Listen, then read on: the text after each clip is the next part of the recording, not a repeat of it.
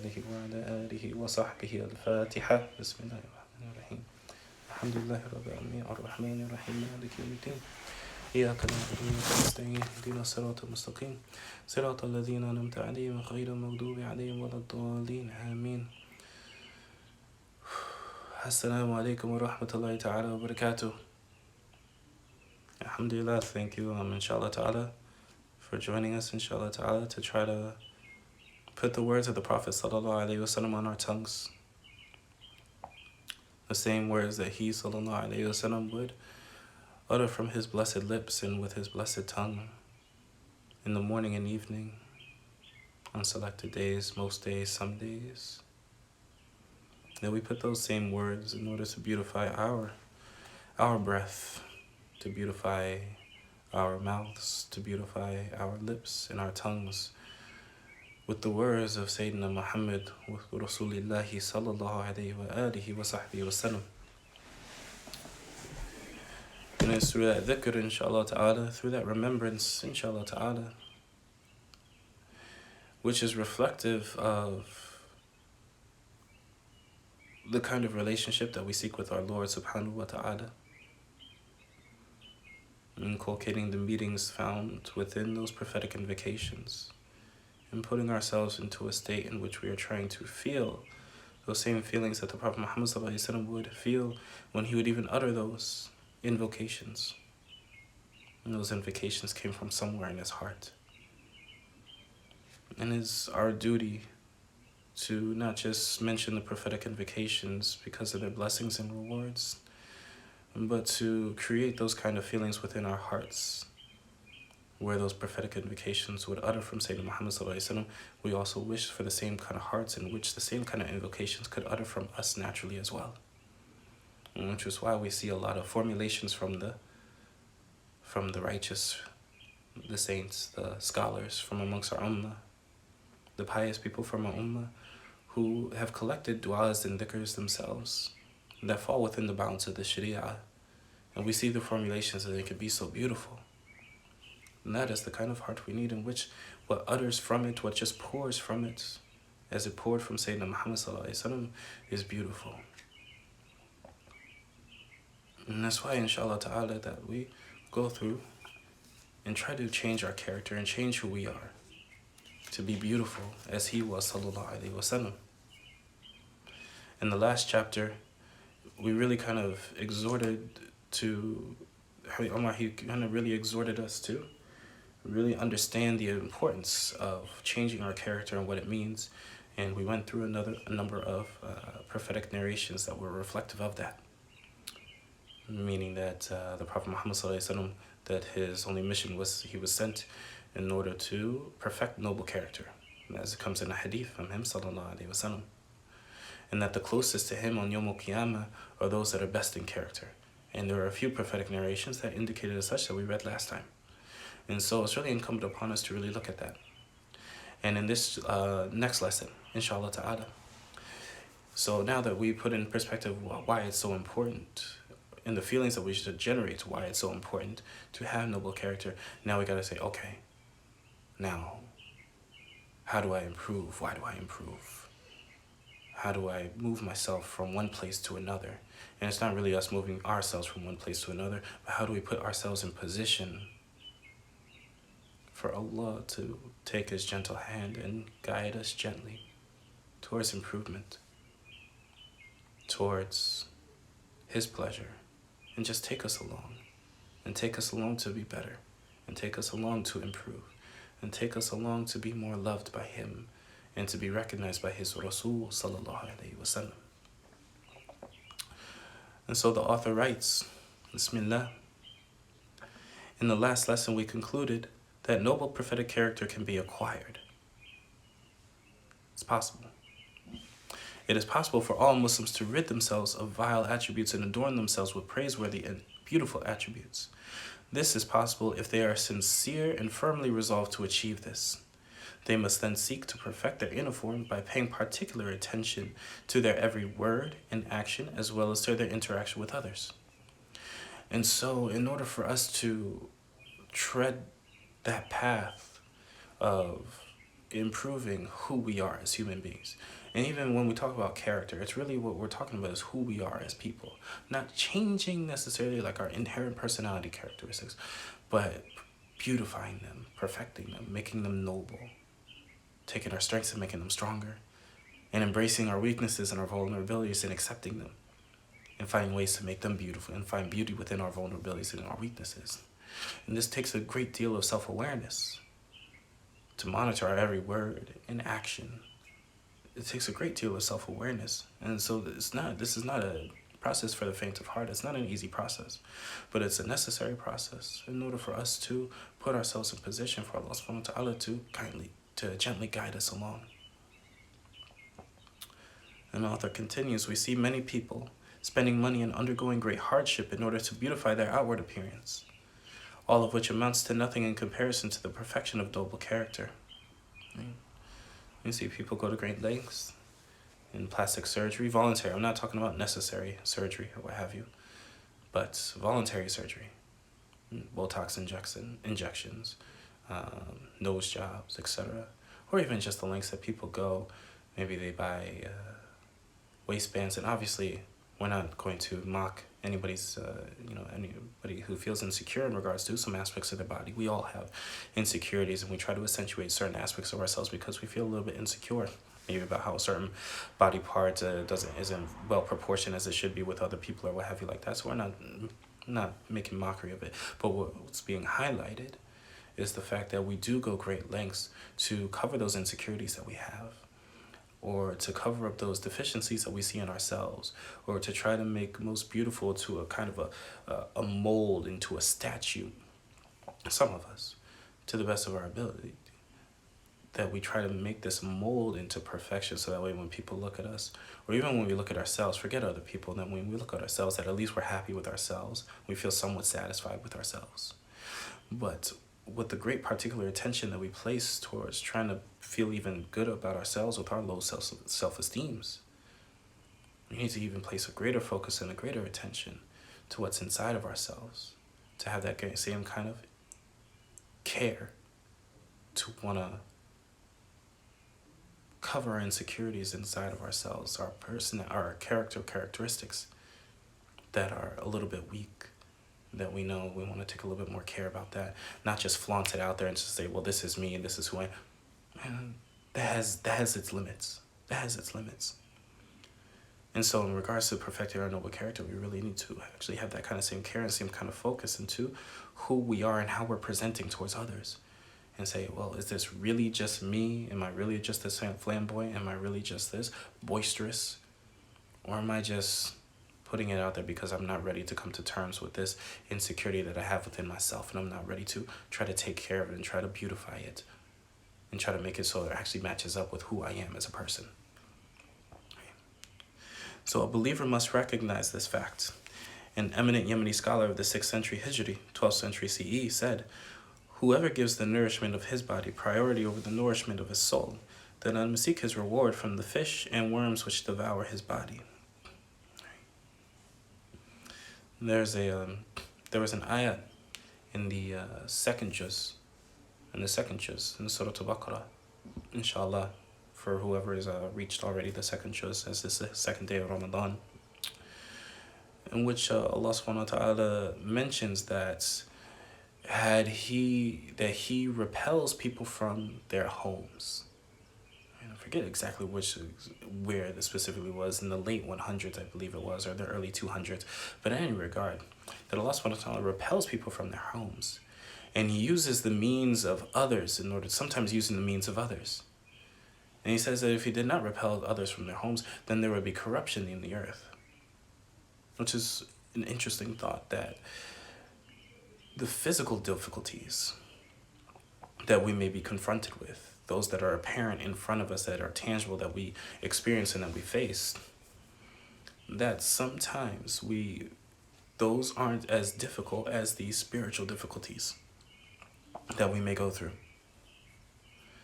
or that we could experience, and they pale in comparison, in a sense.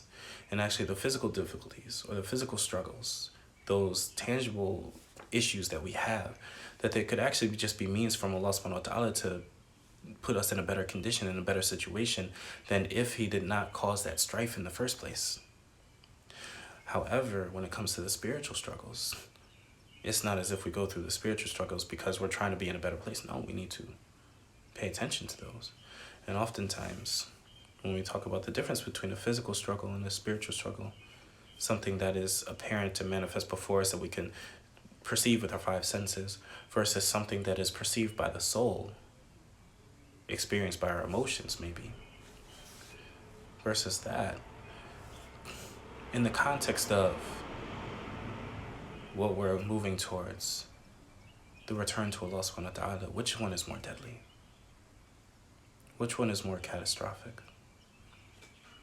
And yes, as we need to listen to the government right now and make sure we abide in our homes so that way others are safe and protected from this illness and from the virus and what have you. At the same time, the spiritual struggles that people are going through right now, the emotional mental health struggles that people are going through right now that aren't really propagated out there so much, that are kind of just left to the wayside and aren't put into the nice little ads that we see and the little stay home reminders and all those kind of things. But the condition that people are going through is quite a scary one, especially the spiritual condition with the masajid being closed and whatnot like that, and not people being able to be with one another and be in commune with one another. That the spiritual struggles that people are going through is something that is unforeseen, and that is something that could be more deadly ultimately than anything with COVID-19. And we're not belittling the effects of COVID-19. We're just making a point. Because the effects of a spiritual struggle lead to damnation in hell. Dying of COVID-19 only makes one a martyr, which is something praiseworthy and such in Islam, in a sense. Again, we're making a point to highlight the focus, that our spiritual focus onto who we are as people and how we present ourselves. That this is something, how we present ourselves to Allah subhanahu wa ta'ala, to our own self, and then to others, that this is something that is extremely important. This is because such people live in servitude to their bodies. Their efforts are directed towards the nourishment of their bodies to the detriment of the nourishment of their souls and the refinement of their character. They are thereby in servitude of those worms and fish which will eventually eat away at their bodies. Right. Let's continue. Bismillah. Imam al-Haddad, rahimahullah ta'ala, described the physical form of a human after death who had lived oblivious of his inward state and character. And so Imam al-Haddad put some of this context into these verses and lines of poetry, inshallah ta'ala. This concept of the parable of the human being in their physical form versus their spiritual form. Because we know on Yawm al-Qiyamah, it's not that, yes, we're raised in our physical bodies, but it's not a reflection of our physical body now. It's a reflection of our spiritual body and how that's resurrected, which is why some of the arrogant are raised as ants on Yawm al-Qiyamah, and those who are humble is raised as giants. Right? So Imam al-Haddad, rahimahullah ta'ala, he states, there are those graves whose inhabitants have become decayed bones, after having been corpulent and obese, after craving and devouring the good things in life. Worms proceed to devour them beneath dust and mud bricks. Their color has changed, and effaced are the beauties of the face, the eyes, and the cheeks. Loathed are they by all those who formerly displayed fondness for them amongst their relatives, spouses, and confidants. Bismillah. It is thus clear that virtue in this life and the attainment of the optimal reward in the hereafter revolves around noble character. And so from those lines of poetry from Imam al-Haddad, we have a dichotomy set between what is temporal and what is forever. What is temporal being our physical bodies. That no matter how obese they are, no matter how well proportioned they are, no matter how whatever they are, that eventually they'll all become just decay and bones, devoured by worms. And that's the reality of our bodies. All the attention that we place onto trying to beautify aspects of our physical bodies, ultimately they all end in the same place. Illa al-anbiya, of course, except for the prophets ﷺ and the righteous, min as-salihin. However, all the beautification that we take, it all gets just devoured away. And so all that effort that we put for 60, 70, 80, 90 years, or however many years Allah subhanahu wa ta'ala gives us, it all goes to waste anyways. But the spiritual care that we need to take, that's something that lasts forever. And that's something that's going to be what's resurrected on Yom Qiyamah. And that's the physical form that we're going to have, the spiritual manifestation in its physical reality in Yom Qiyamah, in the hereafter. And that's what's going to be present for us. And that's what's going to abide. So it is obligatory for a Muslim to cultivate noble character traits in themselves, their families, and in all those for whom they are responsible. Whatever duties believers perform in their lives should be connected to the divine message and to its bearer, sallallahu alaihi wasallam, who was sent to perfect noble character. Right? And so everything that we engage in throughout life needs to be connected with this pursuit of perfecting noble character. The fasting that we do, the Quran that we read, the charity that we give, the steps that we take to the kitchen to make breakfast, the steps that we take to the laundromat to wash our clothes and dry our clothes, us getting out of bed, us making a cup of coffee, whatever it is that we do, there's a sense of ihsan, there's a sense of mannerisms of excellence and pleasing with Allah subhanahu wa ta'ala that we can place within each of those actions. And obviously, none of us are amongst those who constantly are in that constant state with Allah subhanahu wa ta'ala, except Allah subhanahu wa ta'ala knows best who they are.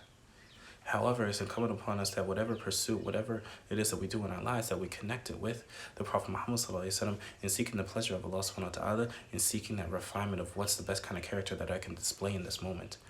Not just as a caricature of myself. However, how do I best myself with my best qualities in this moment? What is most appropriate? What would Allah want from me in this moment? From me, not from anybody else, but from me in this moment. And let us look at how Allah praises the character of His beloved sallallahu alaihi wasallam in the Quran. When the disbelievers described the Prophet sallallahu alaihi wasallam as being mad, Allah responded by saying, Noon, by the pen and what they record, you are not, by the favor of your Lord, a madman. You shall have a reward that is unlimited. Yours is indeed a tremendous character. And just as the Quran is described by Allah subhanahu wa ta'ala as Al-Alim, Al-Quran Al-Alim, Allah subhanahu wa ta'ala also describes the character of the Prophet Muhammad sallallahu alaihi wasallam as Al-Alim as well. And that's something great, that's something significant, that's something fantastic. And the fact that we know that his character was such as the Quran. And so Allah subhanahu wa ta'ala is letting us know that not only is this Quran Alim, but the character of the Prophet Muhammad sallallahu alaihi wasallam, his mannerisms, how he expressed his personality, not his personality specifically, how he expressed it was Alim. And that's something we need to, how we express our personality, how we manifest that needs to be Alim as well. Yeah. So Allah thus refutes them through pointing to his tremendous character, which the disbelievers witness and which everybody acknowledged. This is known as Sadiq al-Amin, the trustworthy, the truthful, the trustworthy one, as the Prophet Muhammad sallallahu alaihi wasallam was known before he was even a prophet. Alayhi salatu wasalam. Before he was even a prophet, people knew him. And they even used him as a determiner. There was some of the tribes were feuding in order to discover, or in order to find out who would be the one to put the black stone back in the Kaaba after they rebuilt it. And they called Sayyidina Muhammad sallallahu alaihi wasallam when he was in his 20s, when he was a young man, because he was the one that had the best character from amongst them. And all the tribes were feuding to try to put the black stone back in its place. And so what the Prophet Muhammad sallallahu alaihi wasallam did was he took out like a cloak or something such as that. And he had all the tribes grab a piece of the cloak, and they all lifted the black stone together and put it in its place, so that way nobody would feud and nobody would have that kind of superiority over the other, because that was a great honor to put the black stone back in its place. And so he, sallallahu alaihi wasallam, raised all of them, and that was an example of his character, sallallahu alaihi wasallam. That was an example of Sayyidina Muhammad sallallahu alaihi wasallam. Tremendous character presupposes great intelligence, right? Thus, if the Prophet ﷺ really was a madman, it would have been inconceivable for him to possess such a tremendous character. The intellect has been defined as a faculty that lies in the soul which prevents a person from committing foul acts. And in Islam, this is the definition of the intellect, that it's something that inhibits one from transgressing, or from transgressions against themselves or from others. That the intellect is designed to inhibit. Right? It's the superego that balances between the ego and the id, you could say, that it balances between the two and inhibits between the two. It balances between the two. That's what the intellect is for. It's to balance, is to create that balance, to inhibit one from transgressing one way or the other, right? To be in the middle way. And so that's why that the intellect, in actuality, it's not about how much one knows, but how one applies and utilizes one knows to express themselves, to express their personalities, and how they utilize it to be in a balance with however Allah subhanahu wa ta'ala created them with, how they utilize it to be in a certain balance. And thus, the essence of the intellect is its ability to restrain a person from committing shameful acts. A person of expansive intellect is therefore someone who is able to control their anger and to acquire excellent character traits. The more expansive a person's intellect is, the more they are capable of controlling themselves, and the keener they are to guard themselves from falling into that which is inappropriate and unbecoming. And so that's the summary of why it's so important. It's why it's so important to improve our character, because it's an aspect of expanding our intelligence to be intelligent human beings. And that's reflective of when Allah subhanahu wa ta'ala created Adam, he endowed us with knowledge. And he utilized that as a distinction to what separated between man and the angels and what made us greater than the angels. Our ability for knowledge. But our ability for knowledge is something that's exemplified in our intellect, i.e. meaning that we're able to inhibit ourselves from shameful acts. We're able to stop ourselves from sin. We're able to make that choice to engage in foul behavior or unpraiseworthy behavior, or to engage in praiseworthy behavior. We have that choice, we have that ability to stop ourselves, right? Just as we're all making the choice right now to stop eating, stop drinking during the day. We have the choice to inculcate some of the attributes that we need in order to draw the pleasure of Allah subhanahu wa ta'ala, to draw the love of God into our lives and to surround ourselves by His mercy, and to stop with the foul pursuits that we've been engaged in with before. All of us are experiencing this Ramadan and renewed kind of energy to stop some of the things, the more shameful things that we know. Maybe less time on Facebook, less time on Instagram, less time watching shows that we used to love, that we would watch normally during Ramadan or outside of Ramadan and would finish our nights with. But we find it maybe a little bit more distasteful now. That's a sign of intellect. That's the sign of an intelligent person, that they have those feelings to stop. That's intelligence. And the author concludes with the dua: may Allah grant us the ability to rid ourselves of base attributes and to adorn ourselves with noble character traits. O Allah, instill in our souls fearful awareness of You and purify our souls as You are best able to purify them.